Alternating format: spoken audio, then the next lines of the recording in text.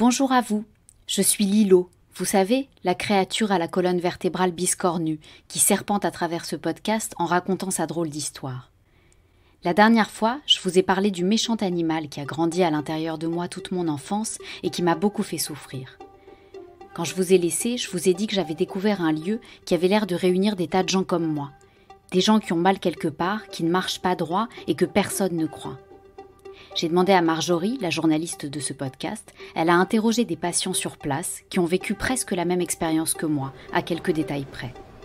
Non, Lilo, tu n'es pas toute seule. J'avais l'impression qu'on ne m'écoutait pas. Un diagnostic qui a été très bien fait. Voir plusieurs médecins différents. Sur la longueur du temps. Voilà la suite de mon histoire. Vous allez voir, ça devient insensé. Et pourtant, tout est vrai.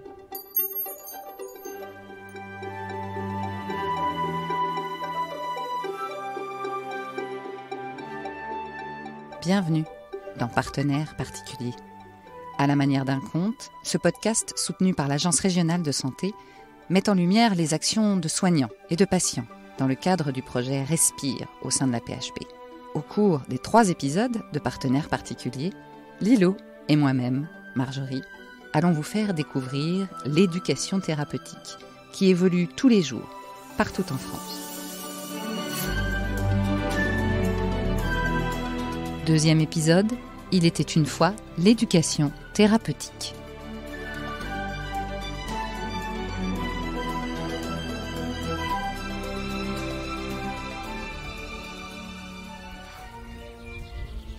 Alors que je m'approche doucement, confiante comme sur un petit nuage de ce lieu qui semble paradisiaque, je suis arrêtée par une passante que je n'avais pas vue arriver. « Bonjour » me dit-elle, « êtes-vous une habituée des lieux ?» Je réponds non. Je ne sais même pas exactement où je vais, mais ce qui est sûr, c'est que j'y vais. Je suis comme aspirée. « Ha ha !» s'amuse l'inconnu. « Il faut être initié pour entrer ici. »« Initié à quoi ?»« Puisque vous semblez très pressé, me répond-elle, je vous donne la règle principale à connaître. Si vous êtes ici, c'est que vous avez mal quelque part, comme tous les humains. Mais souvent les gens préfèrent ne pas en savoir plus et continuent leur vie comme si de rien n'était. Lorsque vous aurez traversé le jardin, on vous demandera de choisir entre plusieurs portes. L'une d'elles est entièrement vitrée, si bien que l'on peut voir tout ce qui se passe derrière. Vous la remarquerez tout de suite. Dans tous les cas, on s'occupera de vous, n'ayez crainte. Derrière chaque porte se trouvent des médecins sérieux qui ont prêté serment et à qui il importe de vous aider. Ils vous délivreront des mots-clés que vous devrez noter pour connaître vos symptômes et savoir les nommer. Ils vous donneront aussi des gestes simples à effectuer en cas de crise et souvent des potions ou des pilules à avaler pour vous soulager. « Ça va marcher ?» lui dis-je avec l'envie de lui sauter au cou. « Certainement, mais cela risque de ne pas être toujours très bon ni durable et surtout de causer d'autres douleurs, on ne peut pas prévoir. »« Ah, et qu'y a-t-il derrière la porte vitrée ? » ?»« Celle-ci, c'est ma préférée, me répond-elle. Si vous la choisissez, je n'ai pas le droit de vous dire les aventures qui vous attendent. C'est une surprise. Juste un indice et un conseil. L'indice, c'est un chemin qui vous demandera un réel investissement personnel. Un conseil, soyez ouverte aux rencontres que vous y ferez, aux personnes que vous croiserez et aux épreuves qu'ils vous proposeront de relever. Ce ne sera pas de tout repos, mais l'expérience vaut le détour. Bon courage. Mais vous partez déjà ? Oui, je vous laisse choisir seule, mais vous pouvez me poser une question si vous voulez. Oh, mais j'en ai 1000 ! Bon, je vais en choisir une seule. Que se passe-t-il si je change d'avis en cours de route ? Ne vous inquiétez pas, c'est un lieu qui est là pour vous aider avant tout. Vous pouvez changer d'avis à tout moment, mais mon petit doigt me dit qu'on se trompe rarement. Je sens que vous resterez sur votre premier choix. Bonne route. Ça alors, Marjorie, je suis perdue. Tu as ouvert quelle porte, toi ? La grande porte transparente ou une autre ? Comment choisir ?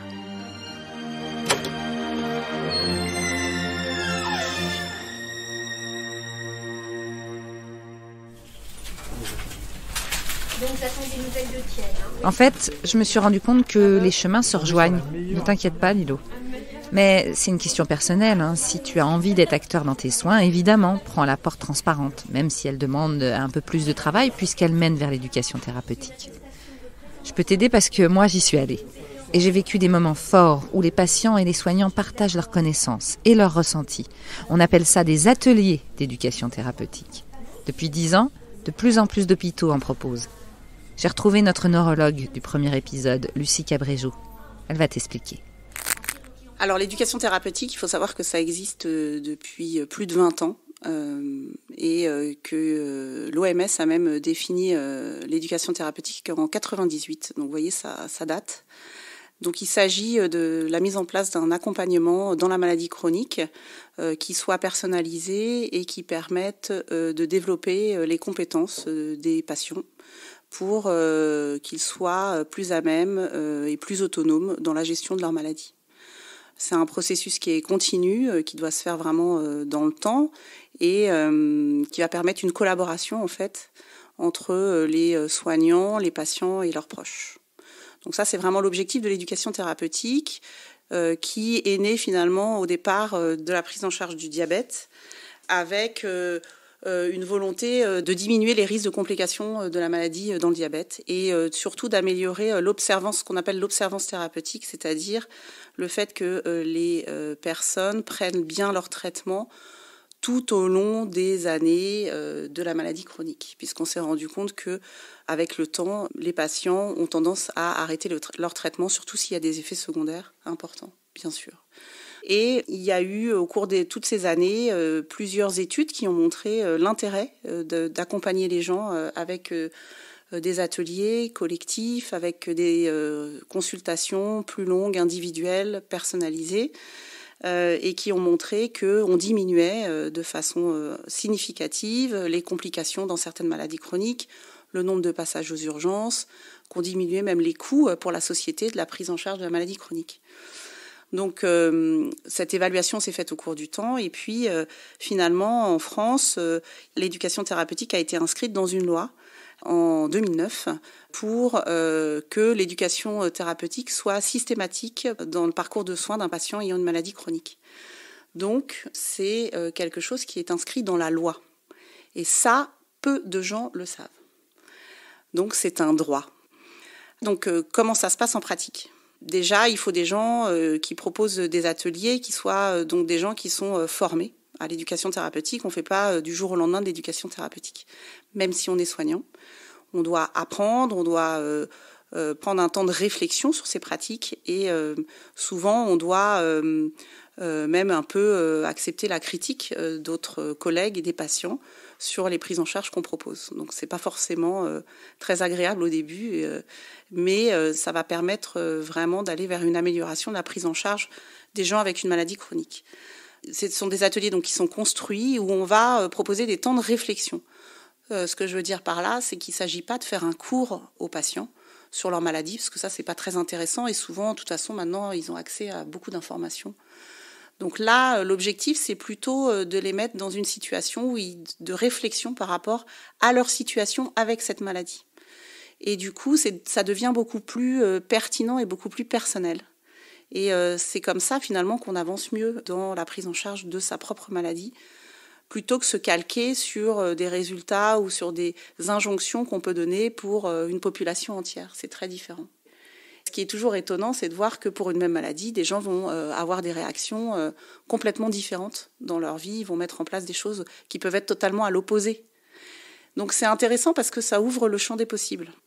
On peut se retrouver avec une sensation d'être enfermé avec cette maladie, que ce soit des injonctions qu'on se donne soi-même ou que ce soit les soignants qui font beaucoup d'injonctions, que ce soit l'entourage aussi.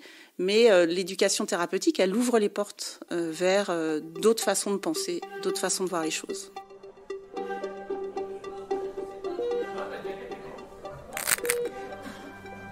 Alors voilà Lilou, je vais désormais pouvoir ouvrir la porte de ces fameux ateliers collectifs.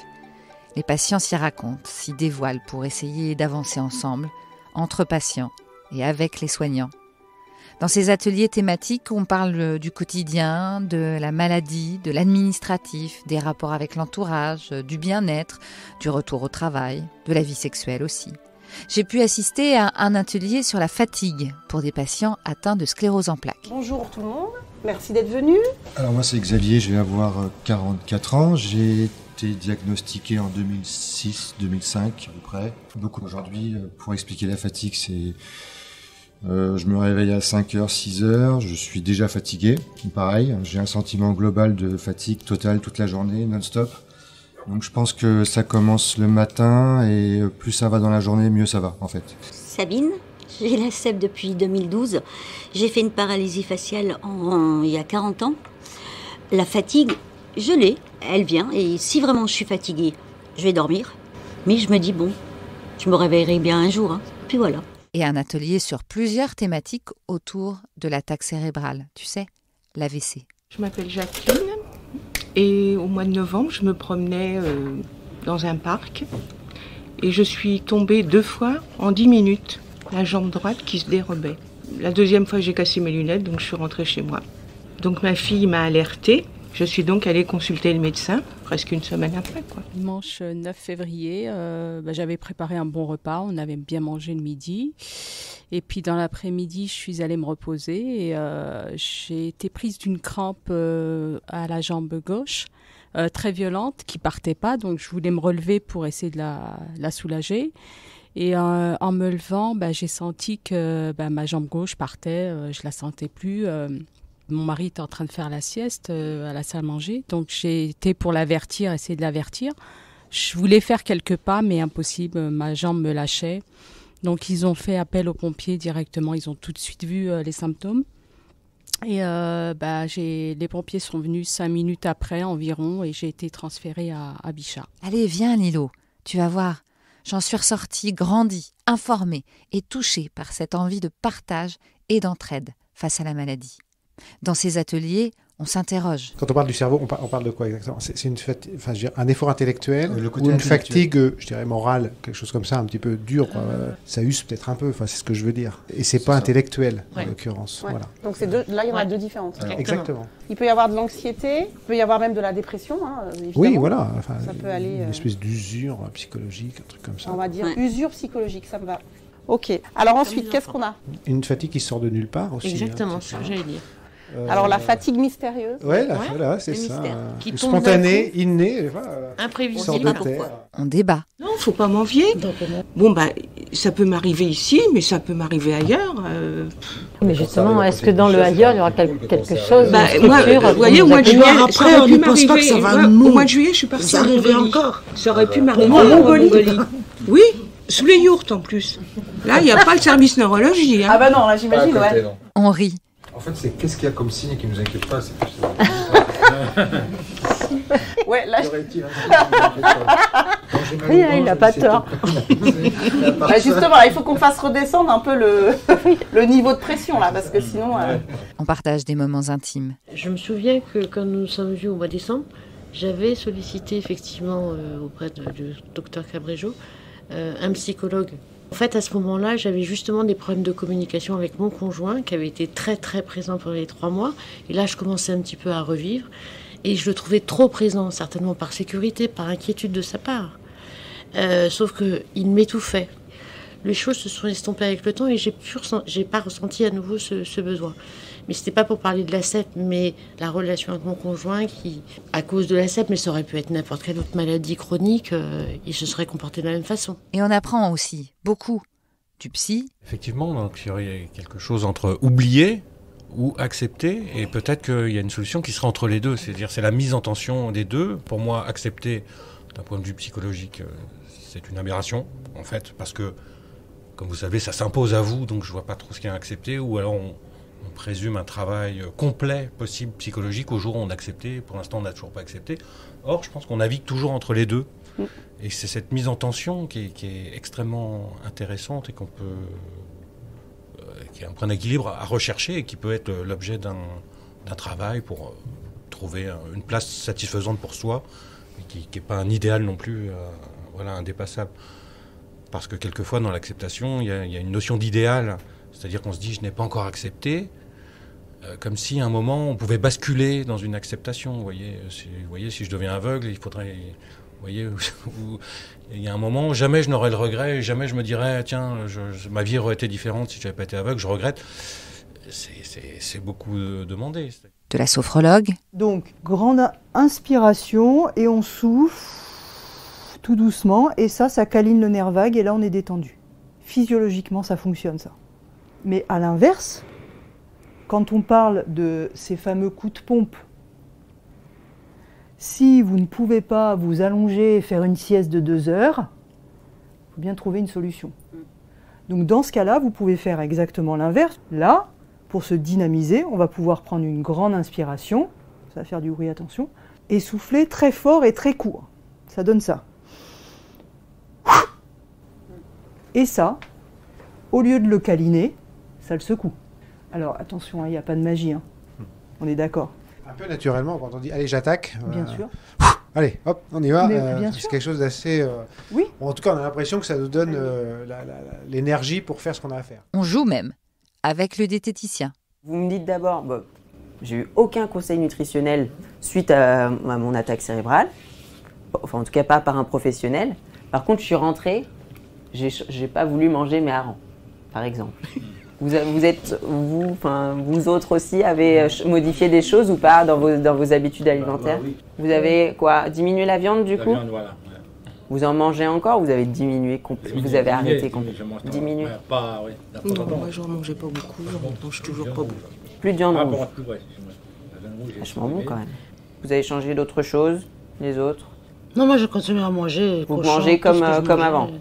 Même bien. Si je savais, comme disait, que j'avais du cholestérol, je mangeais toujours la mayonnaise, je m'en fous. Cette moitié-là, vous allez faire peut-être ce qu'il faudrait manger, selon vous, l'alimentation équilibrée.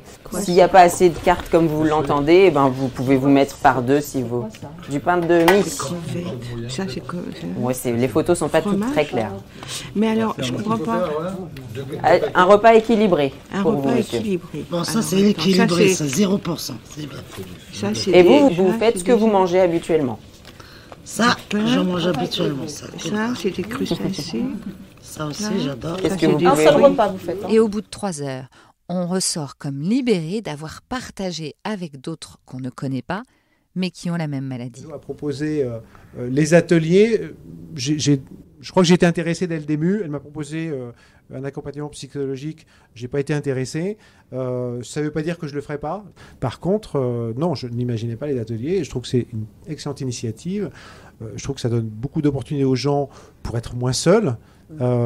Parce que j'ai parlé avec le type là, qui parlait de ses problèmes de sommeil également. Voilà, enfin, on a une façon de gérer la communication, etc. Et je trouve que sans avoir besoin d'en parler, moi je n'en parle jamais, et je veux garder de la distance avec tout ça, je trouve malgré tout que c'est bien d'en parler dans certaines circonstances. Ça fait du bien.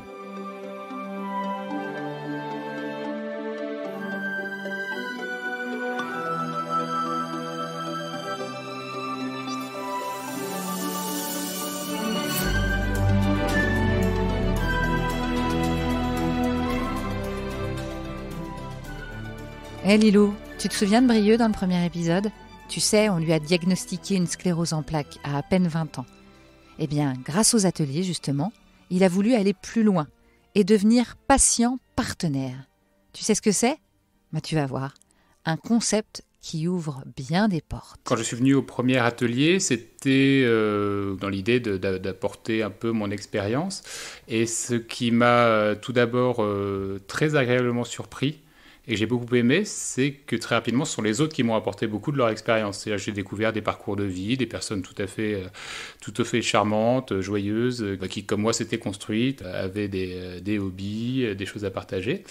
Donc, j'ai beaucoup apprécié tous ces échanges, aussi bien de la part des intervenants que de tous les patients, et j'en suis ressorti avec pas mal d'idées, déjà d'idées reçues qui étaient tombées, pas mal de nouvelles idées, et puis l'envie de poursuivre.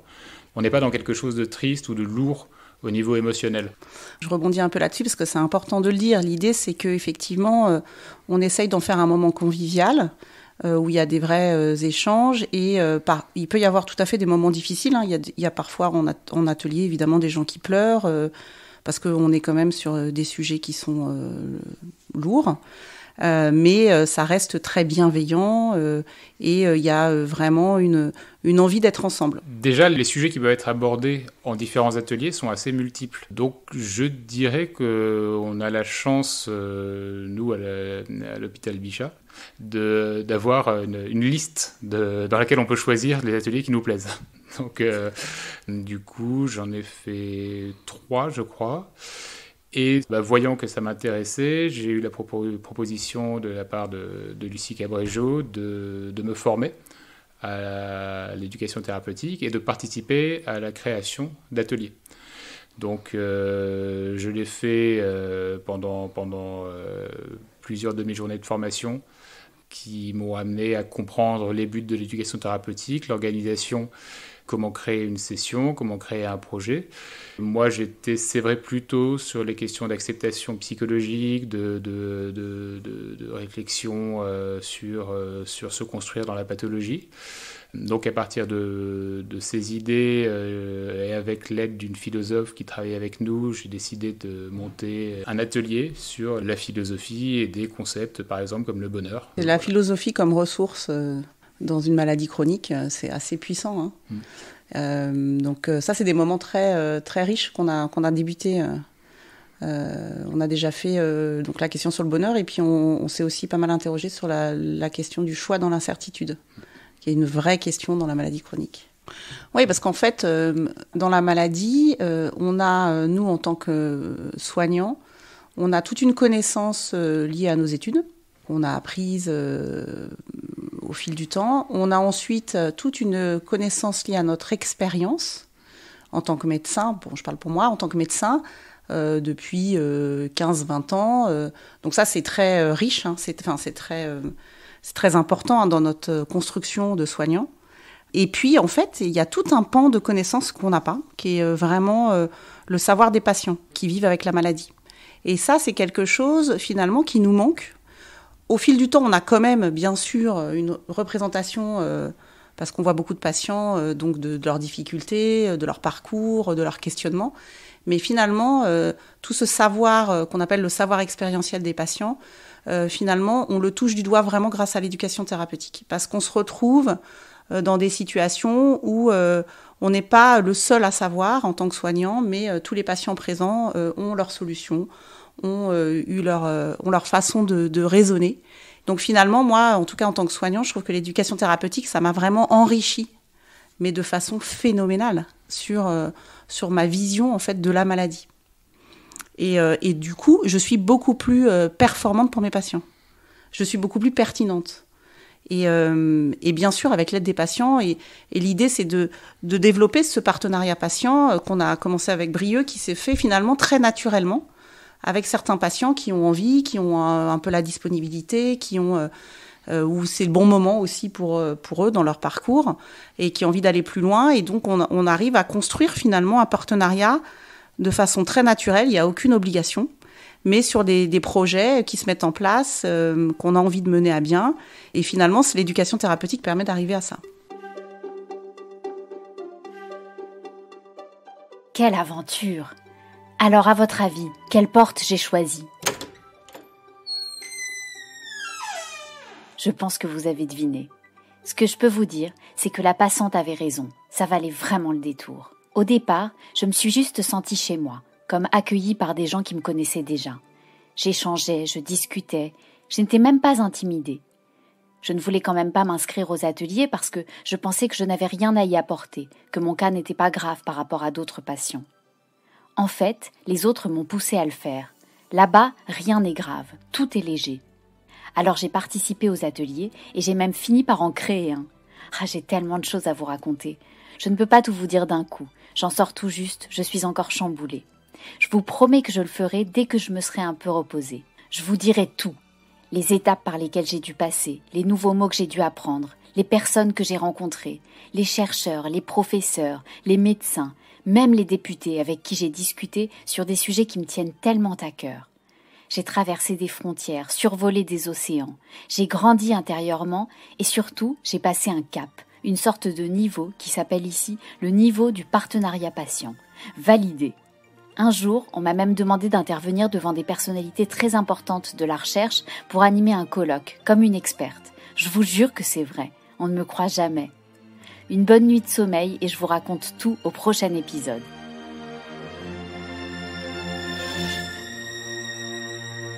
Une production Double Monde pour la PHP.